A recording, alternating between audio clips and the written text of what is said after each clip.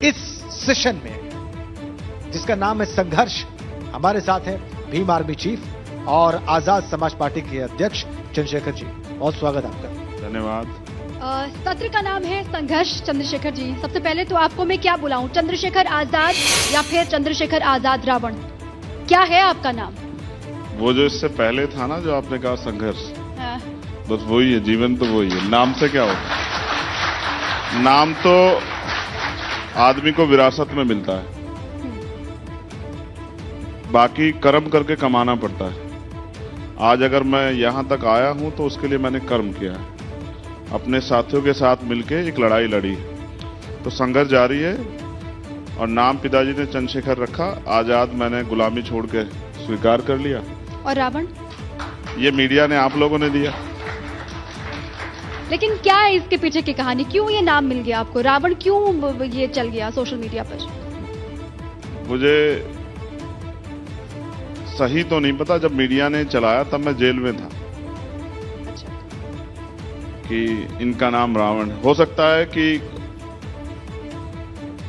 Media के लोगों को एहसास हो कि कल ये पॉपुलर नाम है और इस व्यक्ति के द्वारा ये नाम लंबे समय तक लोगों को याद रहेगा। तो मैं अपने कर्मों की वजह से यहां हूं और मेरा ये मानना है, नाम तो अगर आपका नाम आशाराम हो तो ऐसा नहीं कि आप बहुत अच्छे हो सकते, राम रहीम हो तो भी ऐसा नहीं कि बहुत अच्छे हो सकते। नाम में कुछ रखा नहीं है। और जब हम पश्चिम की बात कर रहे हैं तो मेरे नाम से कुछ फर्क ही नहीं पड़ेगा, काम से फर्क पड़ेगा।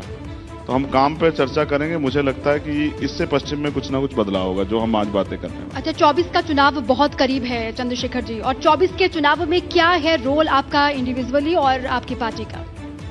देखिए, आजाद समाज पार्टी के जो उत्साही कार्यकर्ता और नेता हैं, वो बहुत मेहनत से क्षेत्र में काम कर रहे हैं। हम मेरठ में हैं, ये पश्चिम की लगभग राजधानी है। यहाँ पे भी हमारे नगर निगम के 3 पार्षद जीते। हमारी नई पार्टी है, पिछले 3 सालों में हमने मेहनत की है। हमारे ईमानदार संघर्षशील कार्यकर्ता चुनावी राजनीति को समझ पाए हैं। उन्होंने बूथ तक का संगठन तैयार किया है, सेक्टर, ब्लॉक, विधानसभा का संगठन तैयार किया है। मैं समझता हूं चुनाव जीतने के लिए संगठन की बहुत जरूरत होती है। जब मैं गांव देहात में जाके समझाता हूं तो मैं ऐसे कहता हूं कि भाई, अगर फसल आपने तैयार कर ली है तो वो घर तक आएगी कैसे? फसल के पीछे जब तक वो खेत में बहुत तमाम तरह की मुसीबतें हैं, जैसे प्राकृतिक मार हो जाए, ओला पड़ जाए, बारिश आ जाए, आंधी आ जाए, तूफान या चोरी हो जाए, या कोई दुश्मन आग लगा दे, तो वो फसल सुरक्षित कैसे होगी, घर तक कैसे आएगी? उसके लिए चाहिए बूथ का संगठन, जो उसको सही समय पे काटे, उठाए, बांधे और फिर बूथ तक लेके आए।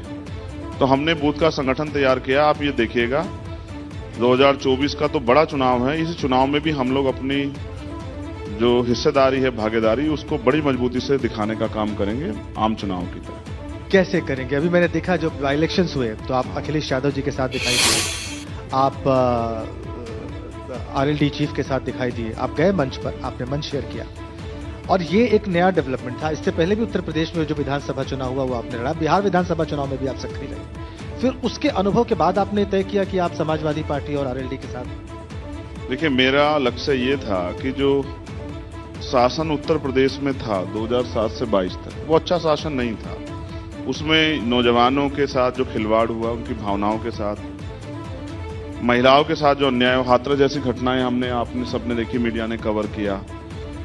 जिस तरह से किसानों के साथ, मजदूरों के साथ, तो वादे और झूठी बातें तो हुई, बुनियादी काम कोई नहीं हुआ। इसलिए हम चाहते थे वो बदले। इसका हमने प्रयास भी किया। 2022 में वो सफल नहीं हो पाया। बाद में हमारे साथियों को भी लगा कि मिलकर ही हम लोग इनको बदल सकते हैं, क्योंकि जिस तरह से मनी माफिया मीडिया का दुरुपयोग कर रही है, सरकारी एजेंसी का दुरुपयोग कर रही है, पुलिस का, एडमिनिस्ट्रेशन का दुरुपयोग कर रही है, तो उससे स्पष्ट होता है कि बीजेपी के लोग कोई चारित्रिक लड़ाई नहीं लड़ते हैं, न्यायिक लड़ाई नहीं लड़ते हैं कि भाई अगर हम हार गए हैं। मैं इसका उदाहरण आपको मध्य प्रदेश पे दूंगा कि वहां नॉन बीजेपी गवर्नमेंट थी, जनता ने वोट देके बीजेपी के खिलाफ सरकार बनाई, लेकिन बीजेपी के लोगों ने क्या किया कि वो सरकार गिरा दी। इससे यह स्पष्ट होता है कि बीजेपी के लोग साम दाम दंड भेद के साथ सत्ता में रहना चाहते हैं, चाहे धोखा देके, झूठ बोल के और कोई मुसीबत करके। और पुलवामा का मामला आपके सामने है, पूर्व गवर्नर साहब उसको उठा रहे हैं, पुलवामा के मामले का जवाब बीजेपी दे नहीं पा रही है। तो इससे स्पष्ट होता है वो भी कहीं ना कहीं उसमें भी बहुत बड़ी कोई साजिश है, ये वो बात बार बार कह रहे हैं। तो मैं समझता हूं बीजेपी की राजनीति बीजेपी की सरकार जो है वो जनता के लिए अच्छी सरकार नहीं, इसलिए हम उसको बदलना चाहते हैं। इसके लिए हम जमीन पे काम कर रहे हैं। मुझे उम्मीद है इस बार जो ताकत हम लोग बनाएंगे उससे बीजेपी को रोकने में हम लोग उत्तर प्रदेश में कामयाब होंगे। अच्छा, अखिलेश यादव के साथ में पहले ये कहा गया चंद्रशेखर जी कि सब कुछ ठीक नहीं चल रहा है आपका, अभी सब कुछ ठीक है क्या? जो गलतफहमियां थी वो दूर हो गई है सारी? ठीक है। देखिए, मैं समझता हूँ अखिलेश यादव जी भी हमारी पार्टी को आगे थोड़ा ही बढ़ाएंगे, हमें तो अपनी पार्टी खुद ही आगे बढ़ाना पड़ेगा ना, ये तो सत्य है।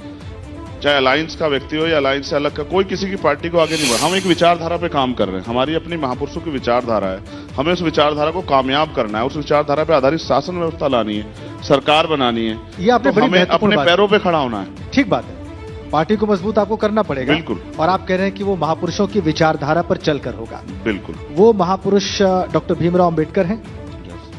जाहिर सी बात है, भीम आर्मी की संस्थापना भी आपने ही की। अकेले बाबा साहब अम्बेडकर नहीं, कौन कौन है?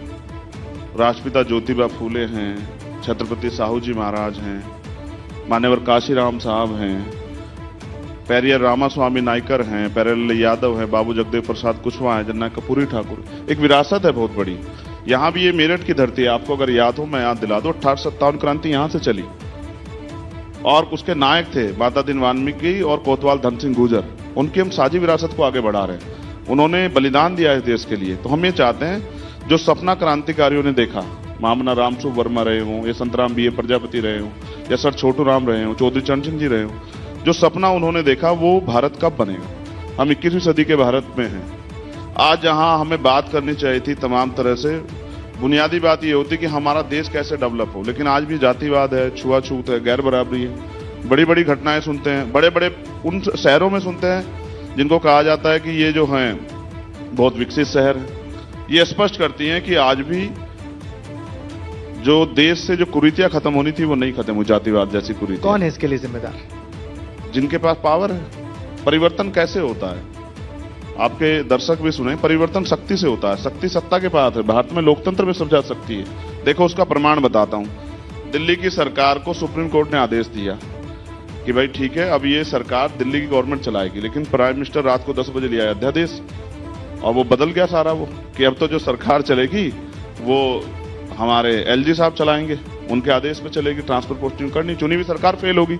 इसका मतलब ये है कि लोकतंत्र में शक्ति है, लेकिन शक्ति अगर अच्छे हाथों में नहीं है तो जनता का फायदा नहीं हो सकता। लेकिन जिस शक्ति को आप कह रहे हैं वो शक्ति भी डॉक्टर भीमराव अंबेडकर की बात करती है।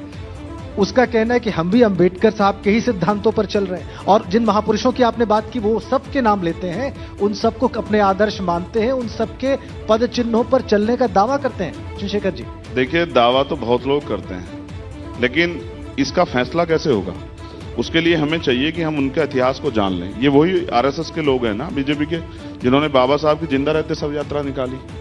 ये वही लोग हैं ना जो बाबा साहब के द्वारा दिए गए आरक्षण को खत्म करने के लिए लगातार लगे हुए हैं। ये वही लोग हैं ना जो बाबा साहब अम्बेडकर कहते हैं कि भाई महिला सशक्तिकरण होना चाहिए। मैं देश की जो है देश के विकास का पैमाना महिलाओं के विकास के पैमाने से मानता हूं। आज बताओ कौन बहन बेटी सुरक्षित है? आपने देखा जो अभी यूपी में कई घटनाएं घटी, आप गृह मंत्री जी आके पीठ थपथपा रहे थे मुख्यमंत्री की, बहुत अच्छी, रात के अंधेरे में भी घूम ले महिलाएं, लेकिन घूम पा रही हैं क्या? यही मेरठ में एक वकील को जो है गोली मार दी सरेआम, आपने देखा। और जिस तरह से एक अभी 14 साल की बच्ची, उसको वो तड़पती रही, लेकिन उसको उसका बलात्कार भी हुआ, हत्या भी हुई। ये कहते भी तकलीफ होती है। आजाद भारत अगर ऐसा है तो फिर उस गुलाम भारत में इसमें क्या बदला है? लेकिन चंद्रशेखर जी, अब देखिए, लोगों के मुद्दों को उठाने के लिए, अपने समाज के मुद्दों को उठाने के लिए चुनाव लड़ना होगा, शक्तियों में आना होगा, उसके बाद ही आप उनके हक की बात कर सकते हैं। बसपा के साथ में कैसे हैं संबंध आपके? क्योंकि अभी तक तो ये कहा गया कि बसपा ही एकमात्र ऐसी पार्टी, या फिर मायावती कहती हैं कि हम तो दलितों की आवाज उठाते हैं, हम एकमात्र ऐसी पार्टी है जो उनके हक के लिए काम करते हैं। लेकिन चंद्रशेखर आजाद आ गए हैं अपनी पार्टी लेकर, इससे तो उनका वोट कटेगा और फायदा सीधे विपक्षियों को पहुंचेगा। नहीं, ऐसा नहीं। देखिए, ऐसा है, लोकतंत्र सबको अधिकार। मैंने उनको कोई रोका थोड़ा ही वो अपना काम करें। देखो, उन्होंने बहुत काम किया, इस बात को नजरअंदाज नहीं किया जा सकता। एक समय तक हमारी पूरी जिम्मेदारी हमारे पिताजी के पास थी, जब तक हम अपने पैरों पे नहीं खड़े। लेकिन एक समय आया कि हमारे पिताजी वृद्ध हुए और हमको ये जिम्मेदारी उठाने के लिए तैयार होना पड़ा। तो इसका मतलब थोड़ा, ये तो परिवर्तन प्रकृति का नियम है। लंबे समय तक बहन जी ने इस आंदोलन को सींचा। आज उनका आंदोलन पीछे जा रहा है। आप देख लो, जिनकी सरकार रही पूर्ण बहुमत की, आज एक सीट पे है, उनकी राष्ट्रीय पार्टी का दर्जा भी खतरे में। तो हम तो जमीन से उठा रहे हैं। हम अपने आंदोलन की शुरुआत कर रहे हैं, तो मैं मेरी उनसे कोई अच्छे संबंध है, कोई नाराजगी नहीं, अभी कभी सुना भी नहीं होगा। तो फिर आप उनके साथ अलायंस में क्यों नहीं काम कर रहे हैं? एक देखिए अठावले जी की पार्टी है, हाँ। वो भी अम्बेडकर साहब का नाम लेते हैं, आप उनके साथ मिलकर क्यों काम नहीं कर रहे हैं? नहीं, मैं किसी को रोक थोड़ा ही रहा हूँ, बात विचारधारा की है। अगर मुझे व्यक्तिगत ही कुछ अपने लिए बनाना होता तो मैं भी किसी के साथ जुड़ जाता। आप ये सोचो, जिन महापुरुषों की राज व्यवस्था की बात हमने की, जैसे हम सदगुरु रविदास जी कहते हैं बेगमपुरा राज, ऐसा राज जिसमें कोई गम ना हो, कोई भय ना हो, कोई चोरी ना हो, लूटपाट ना हो, किसी महिला को कोई डर ना हो, उसके साथ अन्याय ना हो, किसी गरीब की जमीन ना छिले, ऐसे राज को उन्होंने नाम दिया बेगमपुरा राज। ऐसा चाहूं राज में जहां मिले सबन्नु अन्न, और छोटे बड़े सब सम बसे रविदास रहे प्रसन्न। ऐसा राज लाएंगे कैसे? उसको लाने के लिए हमें राजनीतिक शक्ति अपने हाथ में लेनी पड़ेगी। इसलिए हम लोग काम कर रहे हैं कि जब जनता का विश्वास हम लोग हासिल कर लेंगे तो एक ऐसा समय आएगा कि इस विचारधारा पर आधारित सत्ता आएगी। उस सत्ता के जरिए इन वर्गों को भी हम लोग उठाने का काम करेंगे, अपने पैरों पे खड़ा करने का काम अच्छा, करेंगे। अगर 24 के चुनाव में वहां से ग्रीन सिग्नल मिलता है बहन जी की तरफ से, क्योंकि 22 में भी ये कहा गया कि आप तो रेडी हैं, लेकिन वहां से कोई सिग्नल आपको नहीं मिला। इस बार अगर सिग्नल मिलता है तो आप चले जाएंगे उनके साथ? देखो, चुनावी अलायंस तो किसी के साथ भी हो सकते हैं। चुनावी अलायंस जो है वो 100% सहमति की बातचीत नहीं है। चुनावी अलायंस 51% सहमति भी हो सकता है, ये बाबा साहब अम्बेडकर ने कहा है। मैं 21वीं सदी के भारत में हूं, मेरा प्रयास ये है कि किसी भी तरह से हम अपने जो बुनियादी अधिकार मिलने चाहिए। मैं पूरे देश में घूमता हूं, कल मैं मध्य प्रदेश था, एबीपी के प्रोग्राम के लिए हमारे साथियों के कहे से मैं यहां पहुंचा हूं। मैं जब जाता हूं तो मैं देखता हूं कि तमाम सरकारों ने बड़े बड़े वादे किए, पक्के मकान, अच्छा खाना, अच्छे कपड़े, अच्छा इलाज, अच्छी पढ़ाई, लेकिन जमीनी हकीकत तो ये नहीं है। आज तो और एक दीवार खड़ी कर दी, पिछले 9 साल की भारतीय जनता पार्टी केंद्र की सरकार ने एक दीवार खड़ी कर दी है। अमीरों के लिए अलग स्कूल, गरीबों के लिए अलग स्कूल, और स्कूल भी बंद किए जा रहे हैं। अमीरों के लिए बड़े अस्पताल, गरीबों के लिए सरकारी अस्पताल, उनमें भी सुविधाएं नहीं है।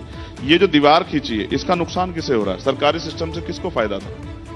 आम आदमी को, गरीब आदमी को। अब वो सरकारी सिस्टम का निजीकरण हो रहा है, किसको नुकसान हो? गरीब आदमी को। अमीर का क्या है? मैं भी रोटी खा लूंगा चैन से, लेकिन आप जाके देखो मेरठ में ऐसे घर होंगे जिनके सरों पे अभी छत नहीं होगी, जिनके पास पीने के लिए साफ पानी भी नहीं होगा। मैं दिल्ली में गया, देश की राजधानी में, एक बच्ची साक्षी जिसकी हत्या की गई, मैं उनके परिवार से मिलने गया। आप विश्वास करो मेरा, आप जाके देख लेना, एबीपी के लोग, उनके सर पे घर की जो छत है ना वो टीन की है, और सर लग रहा था मेरा। मेरे जैसे लोगों की संख्या थोड़ी कम है। जब मेरे जैसे लोगों की संख्या बढ़ जाएगी और गांव देहात में लोग अपने अधिकारों के प्रति आश्वस्त हो जाएंगे, तैयार हो जाएंगे, उनको छीनने के लिए उनके मन में आग पैदा हो जाएगी। आप देखना, ये जाति धर्म के आधार की राजनीति, छीनने के लिए आग पैदा हो जाएगी। हाँ, आग जरूरी है ना। देखो, कामयाब होने के लिए मन में संकल्प होना जरूरी है। अगर मन में संकल्प नहीं होगा, कोई सपना नहीं होगा, तो कैसे आगे बढ़ेंगे? रास्ता कैसे मिलेगा?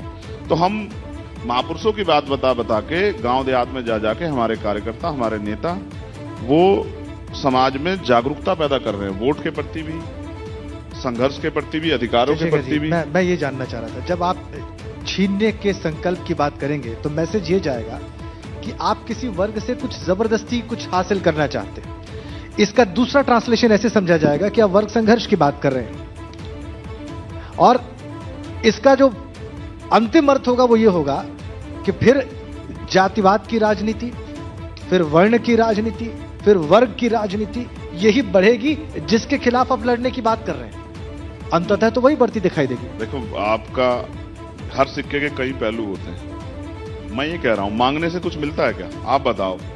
किसान मांग रहे हैं, कहां बैठे हैं किसान? गौतम बुद्ध नगर में, नोएडा में मांग रहे हैं। पुलिस ने लाठीचार्ज किया, जेल भेज दिया। किससे मांगे? महिला पहलवान मांग रही थी कि भाई हमें न्याय दे दो, पुलिस ने मारपीट करके उठा के सरकार के इशारे पे वहीं से निकाल दिया आंदोलन से। कहां जाके मांगे? हरियाणा के किसान गुरनाम सिंह चौधरी के नेतृत्व में एमएसपी की मांग कर रहे थे, पुलिस ने मारपीट कर